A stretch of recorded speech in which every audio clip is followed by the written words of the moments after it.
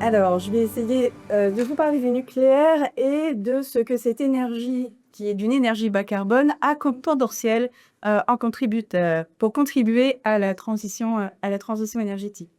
Alors, en France, on a une situation un petit peu particulière. On a beaucoup parlé tout à l'heure de finalement la part du nucléaire ou la part de l'éolien ou la part de renouvelable dans la consommation énergétique globale. Il y a quelque chose qu'il faut bien garder en tête, c'est que notre mix électrique, donc la production d'électricité, en France, elle est très, très, très majoritairement décarbonée. Et pourquoi? Parce que pour l'instant, on a près de 70%, 67% l'année dernière, de notre production électrique qui vient de l'énergie nucléaire bas carbone. Une forte contribution aussi de l'hydraulique, mais on l'a vu, on aura peu la capacité d'augmenter cette production hydraulique et des contributions plus faibles de l'éolien terrestre et du solaire. Alors pourquoi je vous dis ça? C'est parce que finalement, quand on réfléchit à des optimisations de mix énergétique, et quand on le fait au niveau d'un pays ou au niveau d'une plaque continentale comme l'Europe, il faut le faire à la fois en prenant en compte les ressources du pays, ce qu'on veut développer comme énergie, plutôt renouvelable ou plutôt nucléaire ou MICD2, mais aussi de là où on part. La force de la France à l'heure actuelle au niveau de son mix électrique, c'est qu'elle dispose d'un mix électrique qui est déjà décarboné pour la grande majorité. Alors certes, il y a des efforts à faire pour décarboner notre mix énergétique Blanchiment Ensemble, mais au niveau du mix électrique, on part déjà avec un avantage. Cet avantage, on peut dans certains cas en faire bénéficier nos partenaires sur la plaque européenne, puisqu'on l'a dit, nos réseaux sont interconnectés. Alors évidemment, tous les pays n'ont pas à avoir la même réflexion. Si vous regardez ce qui se passe en Autriche, nos amis autrichiens vont plutôt s'appuyer sur une force qui va être l'énergie hydraulique chez eux. L'Allemagne a fait le choix de développer les énergies renouvelables, mais tout ça fonctionne aussi à la maille européenne parce que nous avons de l'interconnexion et que nous travaillons les uns avec les autres. Évidemment, dans certains cas, ces interconnexions peuvent aussi nous poser des difficultés. Tout à l'heure, quelqu'un évoquait la panne en Espagne, dont on ne connaît pas encore tout à fait bien les raisons, mais cette panne-là, c'est un exemple aussi de fragilité d'interconnexion. On a dû couper à un moment l'interconnexion pour éviter que ça ne se propage. Mais ceci dit, les interconnexions sont une robustesse. C'est pourquoi j'insiste là-dessus, parce que finalement, le fait qu'il y ait du nucléaire en France, ça peut être très utile à nos amis allemands dans certains cas, comme le fait que l'Allemagne ait des fortes capacités de production de renouvelables a pu aussi nous être utile dans une période où notre parc nucléaire était un petit peu en difficulté. Je pense notamment à l'hiver 2022-2023. Donc ça, c'est une première chose. Le mix énergétique idéal, il va dépendre de là où on part, des ressources naturelles du pays, aussi de là où on veut aller. Mais il ne faut pas oublier que le nucléaire, donc, qui est envisagé en France comme un des éléments de la transition, il est aussi envisagé dans de nombreux autres pays, en général accompagné du développement des renouvelables. Typiquement en Europe, avant 2022, il y avait un certain nombre de pays qui étaient engagés dans une sortie du nucléaire, ou du moins dans un non-renouvellement de leur parc nucléaire.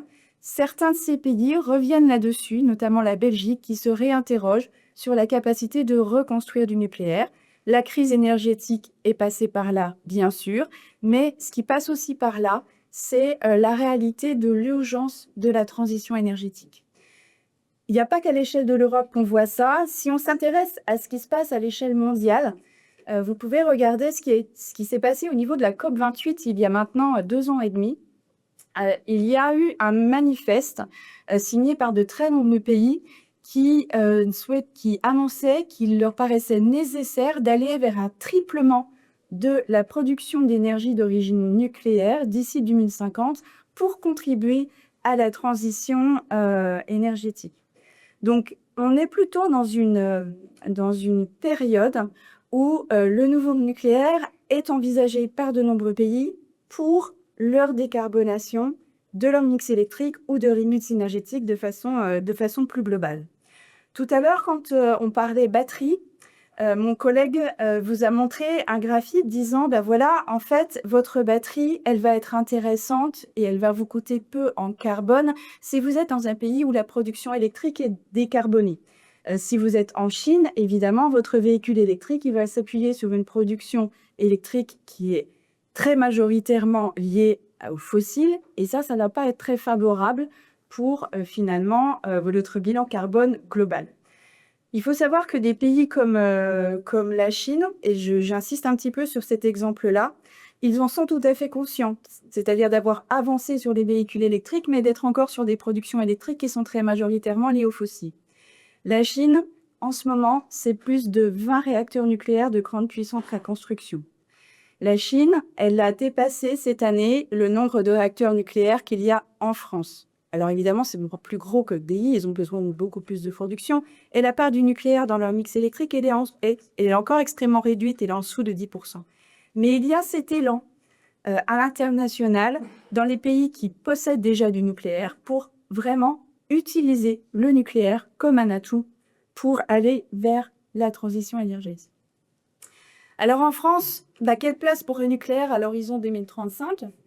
Si on regarde ce qui est en discussion dans le cadre de la programmation pluriannuelle de l'énergie, alors les débats sont toujours en cours. Vous avez peut-être suivi que c'était des débats qui créaient finalement justement beaucoup de débats au niveau du Parlement. Cette programmation pluriannuelle de l'énergie, elle devrait être publiée d'ici la fin de l'été. Elle est censée s'appuyer sur 4 piliers, l'efficacité énergétique et la sobriété. On en a peu parlé cet après-midi, et ce sont des choses, on va dire, qui vont de soi ou qui paraissent nécessaires à développer, mais qui ne sont pas forcément faciles, parce que derrière la sobriété, il y a potentiellement des changements de comportement, donc ça c'est compliqué. Et derrière l'efficacité énergétique peuvent se cacher beaucoup de problèmes techniques. Et puis, il y a deux piliers de production d'énergie bas carbone, à la fois le nucléaire et les ENR. En France, le nucléaire, ça va vouloir dire quoi? Ça veut vouloir dire, augmenter autant que possible la durée de vie des centrales existantes. Donc, en France, on a quatre séries en fait de centrales nucléaires, des 900 MW qui ont à peu près 40 ans d'âge en moyenne, des 1300 MW qui sont un peu plus récents, des 1450 MW qui ont à peu près 25 ans d'âge en moyenne, et puis on a l'EPR de Flamanville qui a démarré en septembre l'année dernière et qui poursuit sa montée en puissance et qui est désormais complet au réseau. Donc pour le nucléaire, c'est prolonger la durée de vie des centrales existantes, bien sûr en maintenant toujours un niveau de sécurité élevé, augmenter leur taux de disponibilité. C'est aussi la construction de nouveaux nucléaires de grande puissance. Il a déjà été décidé de construire 6 EPR2, donc 6 centrales de grande puissance sur 3 sites qui ont été identifiés par Lieb, Vujret et Gravelines. Et puis, il est envisagé d'aller au-delà avec 13 gigawatts électriques de nucléaire supplémentaires. Tout ça va quand même conduire mécaniquement à ce que la part du nucléaire dans notre mix énergétique, elle diminue au profit des renouvelables. Il y a des gros efforts qui sont prévus sur les renouvelables, plus 18 gigawatts d'éolien offshore, on en parlait, et une capacité installée supérieure à 75 gigawatts de solaire photovoltaïque à l'horizon 2035. Donc ça veut dire quoi? Ça veut dire aussi que les équilibres à l'intérieur du réseau français, ils vont être amenés à évoluer. Et ça, c'est aussi des choses que le nucléaire va devoir prendre en compte. Alors, si on parle du nucléaire, je vous ai beaucoup associé le nucléaire à l'électricité, mais comme le signalait tout à l'heure notre collègue qui nous parlait d'éolien, un nucléaire, ça produit aussi de la chaleur. Et ça, en fait, c'est un usage du nucléaire qu'on évoque finalement très peu. Enfin, c'est une capacité du nucléaire qu'on exploite très peu pour l'instant. Pour l'instant, le nucléaire, on l'utilise pour produire de l'électricité bas carbone. La question qu'on peut se poser, c'est finalement quelle utilisation additionnelle on peut faire de l'énergie nucléaire dans le cadre de la transition énergétique. Eh bien, finalement, cette énergie nucléaire, on peut chercher à utiliser non seulement l'électricité bas carbone qu'elle produit, mais aussi la chaleur qu'elle génère. C'est ce qu'on appelle de la cogénération. Et ça peut être très utile pour décarboner les process industriels. On le disait tout à l'heure, les process industriels, tous ne pourront pas être électrifiés. Certains vont avoir besoin de flammes ou de feu. On imagine utiliser l'hydrogène pour cela. Et de toute façon, beaucoup de process industriels ont besoin de chaleur. Donc, si on peut récupérer de l'électricité bas carbone utiliser de l'hydrogène et utiliser de la chaleur pour décarboner un processus industriel, ça peut contribuer à faire rester en France, à condition bien sûr que tout ça ce soit économiquement viable et compétitif, à faire rester en France des industries qui vont aller vers la décarbonation. Le nucléaire, ça peut servir à alimenter des sites isolés. Alors, on a peu le cas en France, mais c'est quand même quelque chose qui est beaucoup regardé. Et derrière cette augmentation de sites isolés vient une autre notion, dont je n'ai pas encore parlé, qui est la notion de petit nucléaire. Vous avez peut-être entendu parler des Small Modular Reactors. Pour l'instant, ce pas des choses qui sont encore très installées. C'est des choses qui sont en projet partout dans le monde. Il y en a quelques-uns qui commencent à être installés. Et un des usages possibles, c'est décarboner des sites qui sont très, très consommateurs d'énergie ou alimenter en électricité des sites isolés. Le nucléaire peut aussi jouer un rôle sur tout ce qui est équilibrage du réseau.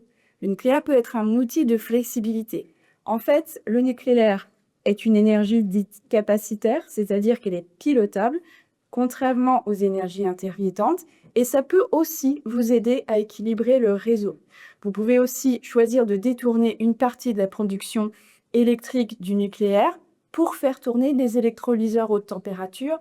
Tout à l'heure, notre collègue évoquait la production d'hydrogène à partir d'énergies intermittentes. Il faut savoir que l'énergie nucléaire qui produit de l'électricité bas carbone, mais aussi de la chaleur de façon continue et très stable, peut être vraiment d'intérêt pour faire tourner les électrolyseurs.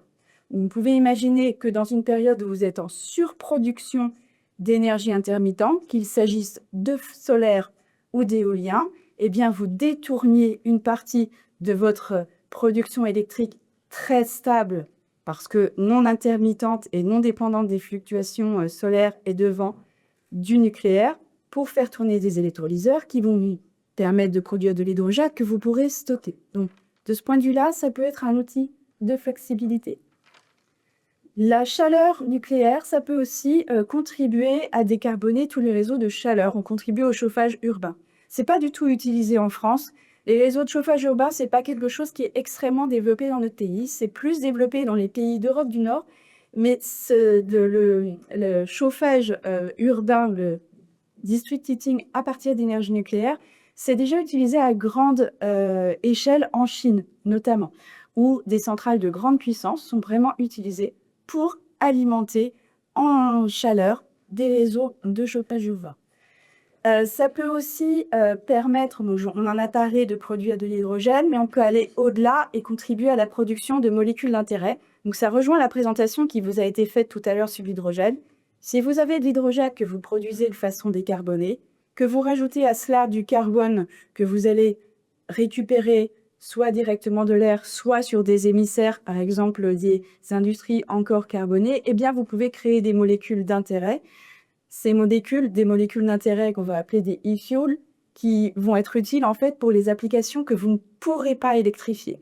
Donc derrière, on vise quoi? On vise le transport aérien et le transport maritime lourd. Et d'autres applications du nucléaire, on l'a aussi évoqué, ça peut être par exemple le dessalement de l'eau de mer. Donc, au-delà de la simple production d'électricité bas carbone et de ce que le nucléaire peut apporter à la transition énergétique, il y a aussi tous ces nouveaux usages. Donc, on est en train de regarder un petit peu plus, disons, le détail, et notamment avec tout ce qui est petit nucléaire. Et un dernier élément, voilà. Donc, si on résume un petit peu tout ça, en termes d'atouts, en termes de challenge, parce qu'il y a aussi les challenges qui sont associés au nucléaire. Le nucléaire, c'est une énergie qui est bas carbone, qui est pilotable, qui est maîtrisée, sur laquelle on a des ressources abondantes. En tout cas, pour l'instant. Je sais qu'il y a débat sur la ressource en uranium, on pourra en parler, mais pour l'instant, ressources abondantes. Il y a des choses qu'on peut encore améliorer et des challenges. Au niveau français, eh bien, la flexibilité du nucléaire, on va devoir la renforcer parce qu'avec avec une pénétration plus importante des énergies intermittentes, il va falloir s'intéresser à rendre notre nucléaire potentiellement plus flexible ou à mettre en place d'autres outils de flexibilité que l'énergie nucléaire pourra alimenter. Il y a une problématique de perception du public sur le nucléaire. Le nucléaire est une énergie qui est clivante, sans doute autant que l'éolien. Merci. Sans doute autant que l'éolien. C'est en général, les débats autour du nouveau nucléaire sont en général des débats passionnés. Tous les débats publics sont en général très actifs. Et ça, c'est quelque chose qui doit être travaillé. Dans cette perception parfois négative du public sur la technologie revient très souvent la question de la sûreté nucléaire, mais aussi la question de la gestion des déchets, et en particulier des déchets qui sont à haute activité et à vie longue.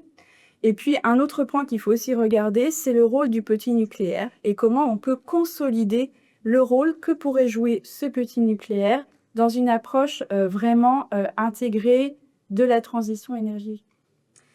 Et un dernier point que je souhaitais évoquer avant de passer aux questions, là, tout ce dont je vous ai parlé, c'est ce qu'on appelle le nucléaire de fission, c'est-à-dire les réacteurs à fission qu'on utilise depuis les années 60. Et vous avez peut-être entendu parler des réacteurs de fusion. Et en particulier, quand on discute avec nos collègues allemands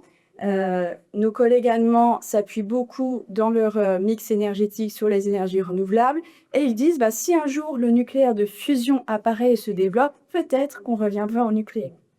Donc la dernière petite question, c'est finalement quelle place pour le nucléaire de fusion? Finalement, ce que je voudrais partager avec vous, et j'ouvre le débat si vous voulez prendre cette discussion, c'est que les renouvelables, photovoltaïques, éolien, production d'hydrogène et le nucléaire de fission, on en dispose aujourd'hui. Ce sont des technologies qui évoluent, des technologies qui progressent. Les collègues l'ont bien montré, que ce soit au niveau de la production d'hydrogène, du photovoltaïque, des batteries, mais ce sont des énergies qu'on a maintenant, qu'on peut déployer et qu'on peut déployer tout de suite pour essayer d'atteindre notre objectif de transition énergétique au plus vite. La fusion, elle n'est pas encore prête. La fusion arrivera un jour, mais pour l'instant, elle n'est pas là. Et donc, on ne peut pas attendre la fusion. On est obligé de déployer ce qu'on a maintenant, le nucléaire de fission, les renouvelables, les technologies de stockage, les technologies de distribution du réseau et les technologies de conversion énergétique pour enclencher maintenant notre transition énergétique si on veut limiter l'impact à l'horizon de la fin du siècle du réchauffement climatique. Donc la fusion aura un rôle à jouer, mais quand elle sera prête, plus tard. Et on verra s'il y a un effet, comme l'évoquait tout à l'heure le collègue de l'IFRI, s'il y a un effet de changement ou de bascule de technologie avec l'apparition de la fusion. Mais ce n'est pas pour tout de suite. Merci Valérie.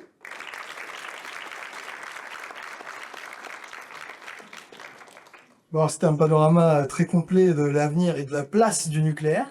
Si vous avez des questions sur son horizon, sur son fonctionnement, sur n'importe quoi, c'est maintenant. C'est rare d'avoir quelqu'un qui s'y connaît autant. Madame? Bonjour, j'ai une question par rapport à l'utilisation du nucléaire pour la flexibilité. Est-ce que ça ne génère pas un vieillissement prématuré des centrales? Alors, le nucléaire en France, il a une particularité, c'est qu'on est le seul pays qui a 70% de sa production qui est d'origine nucléaire. La plupart des autres pays, ils ont des productions électriques qui, quand ce sont du nucléaire, qui sont bien plus basses. Donc, dans la plupart des autres pays, y compris les États-Unis, le nucléaire fonctionne en base, c'est-à-dire c'est 100% ou zéro. En fait, en France, ça fait très très longtemps qu'on est obligé d'avoir de la flexibilité parce que sinon, les 70% de nucléaire, on ne saurait pas les gérer dans notre mix électrique. Donc, on a beaucoup d'avance sur la flexibilité. On sait ce qu'on peut faire, ce qu'on ne peut pas faire. Il y a des rampes de montée qui sont acceptables, des rampes de descente qui sont acceptables. Et bien sûr, ce sont des choses qui sont étudiées vraiment dans le détail. Après, là, ce qu'on va étudier maintenant, c'est comment aller au-delà. C'est-à-dire comment être encore plus flexible parce qu'on va avoir plus d'intermittents dans notre mix électrique. Donc, c'est une évolution, on va dire, continue. Et c'est quand même un champ de recherche pour nous. Question? Oui, vous savez parler donc du petit nucléaire. Est-ce que vous pouvez aller un peu plus dans le détail en fait sur ce qui existe aujourd'hui? Quelles sont les prévisions donc à court, moyen et long terme? Alors, quand on parle de petit nucléaire, en fait, il y a différentes technologies. Donc, le principe du nucléaire, un point que j'ai pas évoqué, c'est que le nucléaire, c'est coûteux à construire. Ça a été dit. Par contre, une fois que c'est construit, Quand on est sur du nucléaire, on va dire du grand nucléaire, eh bien, c'est utilisable pendant 40, 50, 60 ans. Certains pays vont jusqu'à 80. Mais ça a un gros coût d'accès. L'intérêt potentiel du petit nucléaire, c'est que vous pourriez, avec du petit nucléaire, avoir des investissements qui sont plus faibles, puisque vous êtes sur des centrales plus petites. Donc, au niveau économique, c'est plus facile à démarrer. Avec du petit nucléaire, vous pourriez vous insérer dans des réseaux existants, c'est-à-dire du petit nucléaire qui serait de la même capacité que des centrales au charbon, par exemple, en Pologne, et vous pourriez remplacer votre centrale à charbon par une petite centrale nucléaire sans avoir à changer toute votre infrastructure de réseau autour.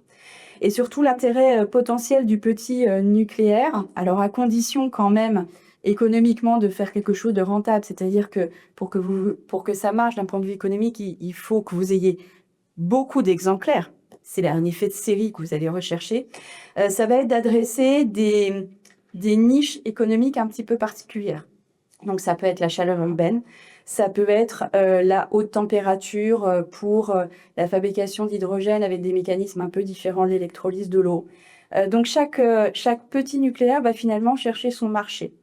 Alors après, qu'est-ce qui existe ? Il y a des choses qui ont été mises en place. Typiquement, en Russie, ils ont utilisé du petit nucléaire sur barge pour alimenter des villes isolées. En Chine, ils commencent à développer aussi le petit nucléaire. Il faut savoir qu'en Chine, ils développent tout.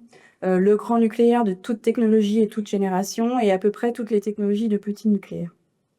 Est-ce que ça répond à votre question ? Il y a une question au centre. Oui. Vous avez évoqué le parc nucléaire existant, les centrales de 100 MW. Bon, l'âge commence à être relativement avancé. Je crois qu'un moyenne d'âge des réacteurs, c'est bien au-delà de 30 ans en France. J'ai lu récemment un petit livre sur l'histoire du nucléaire où un physicien disait que les cuves des réacteurs n'avaient pas été conçues pour durer plus de 40 ans à cause du bombardement neutronique. Et donc, je m'en amené à me poser des questions. Est-ce qu'en prolongeant, en comptant beaucoup sur notre parc nucléaire existant, on ne prend pas un risque d'accident, mais peut-être plus simplement un risque d'indisponibilité, comme on l'a vu avec les problèmes de corrosion sous contrainte. Voilà, un problème générique qui pourrait compromettre l'alimentation électrique de la France. Alors, effectivement, les centrales de 900 MW, elles ont à peu près 40 ans de moyenne d'âge. Il faut savoir que, et effectivement, les cuves, et effectivement, la durée de vie estimée initialement, c'était au moins 40 ans. Donc, quand les cuves ont été conçues, on a mis en place ce qu'on appelle un programme de surveillance. Et pour vous expliquer un petit peu avec les mains comment ça se passe, les cuves, elles sont fragilisées par le bombardement neutronique, d'accord ? Et en fait, ce bombardement neutronique, il est d'autant plus important que vous êtes proche du cœur, proche de là où vous avez les réactions nucléaires. Et dans toutes les centrales françaises, on a ce qu'on appelle un programme de surveillance avec des capsules. À l'intérieur de ces capsules, vous avez des matériaux qui sont exactement les mêmes, issus de la même coulée que le matériau qui a été utilisé pour faire la cuve. Et ces capsules, elles sont placées plus proches du cœur du réacteur nucléaire que la cuve. Donc ces capsules, en fait, elles voient plus d'irradiation, plus de bombardement neutronique que votre cuve. Et régulièrement, on sort des échantillons de ces capsules, on va les tester dans des laboratoires qu'on appelle des labos chauds, c'est-à-dire des laboratoires de haute activité, on peut tester ces matériaux-là.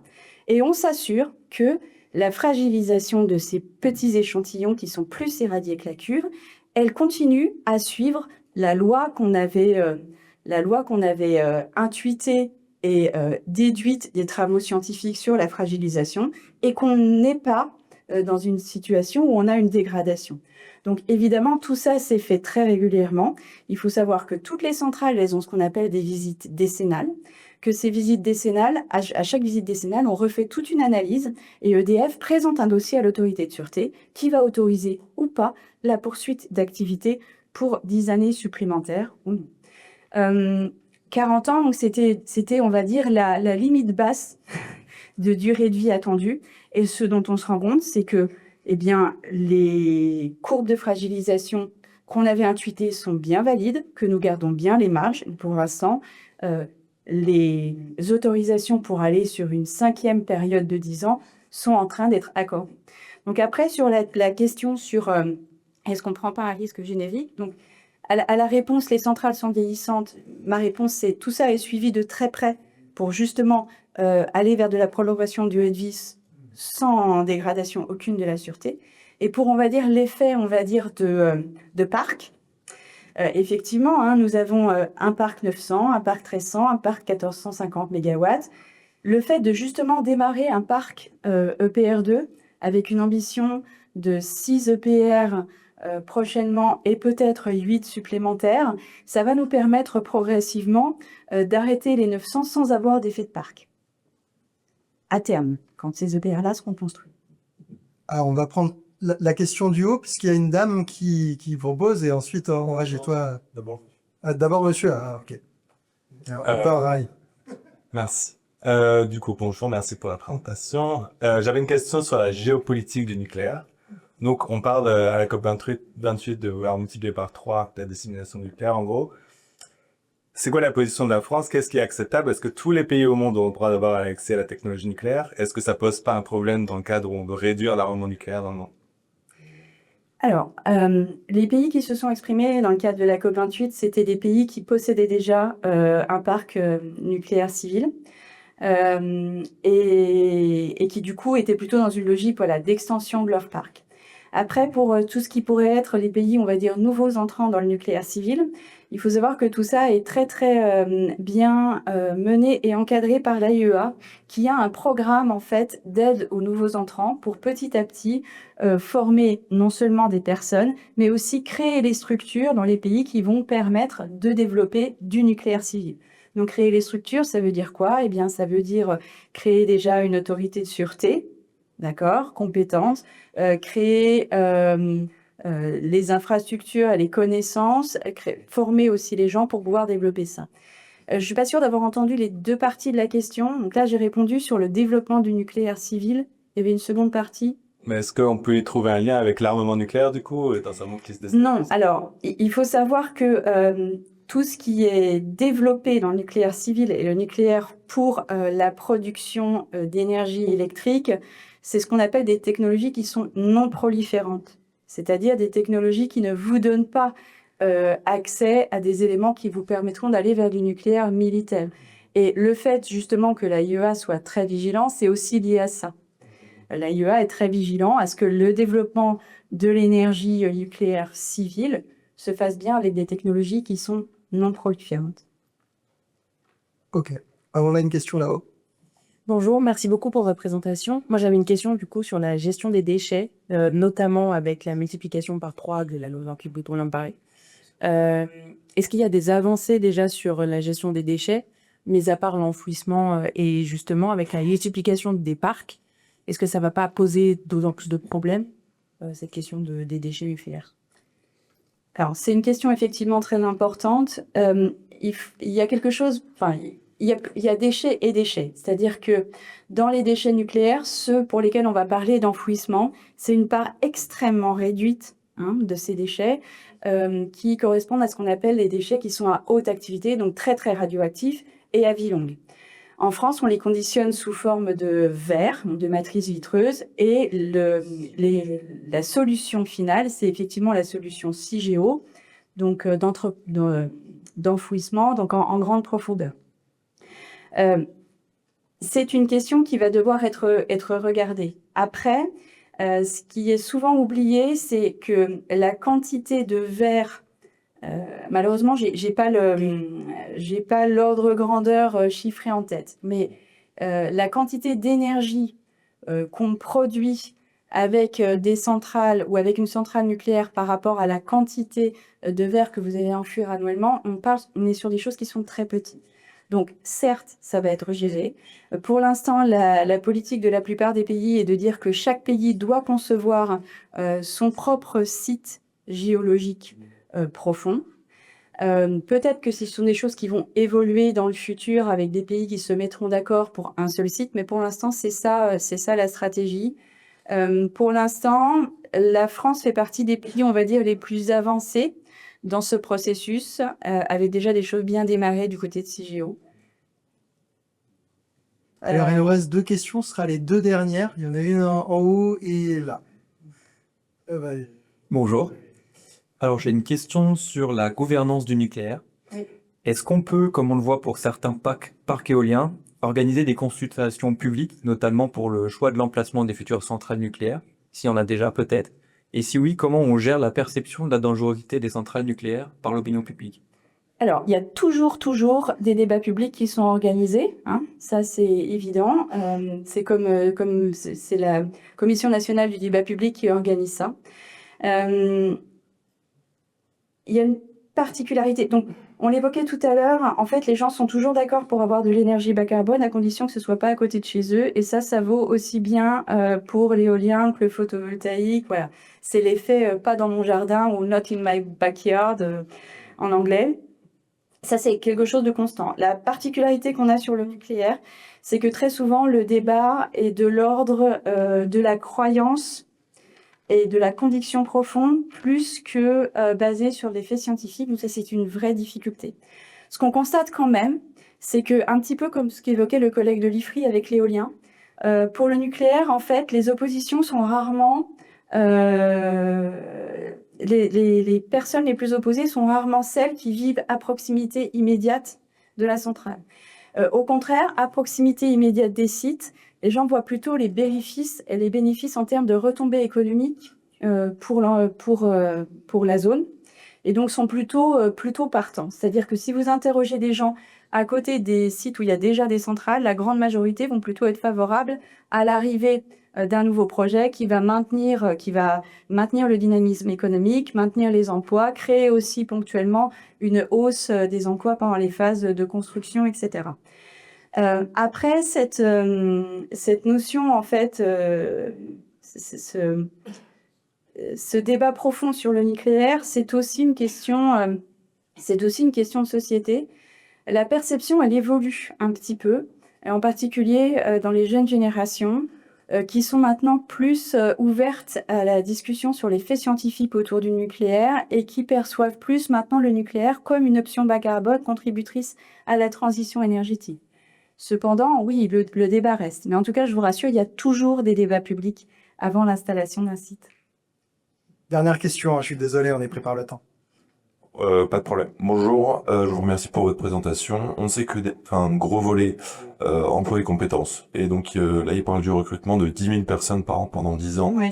ce qui va faire 100 000 personnes. Je souhaiterais savoir comment EDF envisageait donc de recruter ces personnes pour travailler sur les chantiers en cours et à venir. Sachant qu'on a beaucoup moins de compétences et de personnes compétentes justement qu'il y a 40 ans. Alors, je ne peux pas répondre pour EDF, ça m'est délicat. Pour autant, effectivement, l'étude Match qui a été réalisée par le GIFEN et à laquelle EDF a contribué a bien montré ça, des besoins de l'ordre de 100 000 personnes, 10 000 personnes par an pendant 10 ans.